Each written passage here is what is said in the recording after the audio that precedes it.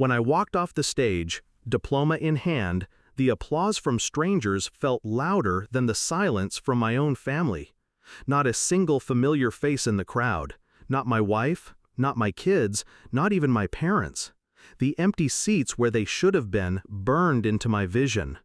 Then my phone buzzed. 45 missed calls from my wife. One text. "We need to talk, urgently." We'd been married 15 years, built a life on promises, sacrifices, shared dreams. I'd studied for this degree at night while working full-time, while she assured me, "We're proud of you, we'll be there." I pictured them cheering when my name was called. I held on to that image through every sleepless night. My brother's barbecue party was a flimsy excuse. They hadn't forgotten my graduation. They had chosen to be somewhere else, together, laughing, without me. The last time my brother and I spoke, he joked about me wasting time on some fancy paper. My wife laughed a little too hard. I told myself it was nothing. I told myself a lot of things. When I saw the photos later, my kids playing in my brother's yard, my wife sitting beside him, leaning close, the noise inside me stopped. No anger, no shouting, just a quiet, dangerous stillness. I replayed every recent moment, the secretive texts, the sudden interest in helping him with his divorce paperwork, her locked phone, her new perfume. The truth was obvious. I'd just refused to see it. That day, I stopped refusing. I didn't confront her, not yet. I started watching, listening. I placed a GPS tracker in her car, a voice recorder in the living room, and cameras disguised as air fresheners in the bedroom and kitchen. I learned her routines, her lies, her tells. Over 3 weeks, the recordings filled up with proof. Her voice, whispering my brother's name. His laugh in the background. A hotel receipt tucked in her purse. She thought I was too busy finishing my final thesis to notice. I let her think that. The night before my graduation, she told me she was feeling sick and couldn't make it. Her phone location showed she was at my brother's house. I didn't call her out. I smiled, kissed her forehead, told her to rest. I had other plans. My revenge was not going to be a screaming match in a kitchen. It would be clean, irreversible, public. First, I transferred the house title into my name alone. She'd signed the quitclaim deed months ago for refinancing purposes, trusting me completely.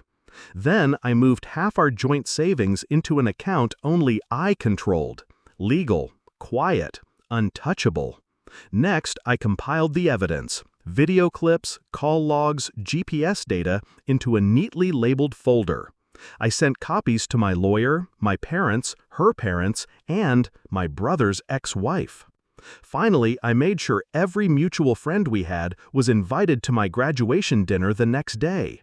She'd have no excuse not to come. When she finally answered my call after graduation, her voice was shaky. "We need to talk," she repeated. "Yes," I said. "Tonight, at the restaurant." She arrived in a red dress I'd bought her years ago. My brother walked in 5 minutes later, clearly not expecting me to be there. The air between them was electric with panic. I stood. "Before we eat," I said, "I have something to show you all." I connected my laptop to the projector. First photo, my kids at the barbecue. Next, my wife and brother on his porch, too close to be innocent. Then the video. Her voice, his laugh, their whispered goodbyes. The room went silent except for the sound of her sharp inhale. My brother tried to speak, but I raised a hand. "No, you had your turn. This is mine." I let the last clip play, her telling him she'd talk to me after the graduation so they could finally be together without sneaking around. I closed the laptop. "Congratulations," I said, calm as ice. "You're both free now. So am I." She followed me outside, tears streaking her makeup. "Please, we can fix this." I turned, meeting her eyes for the last time. I already did.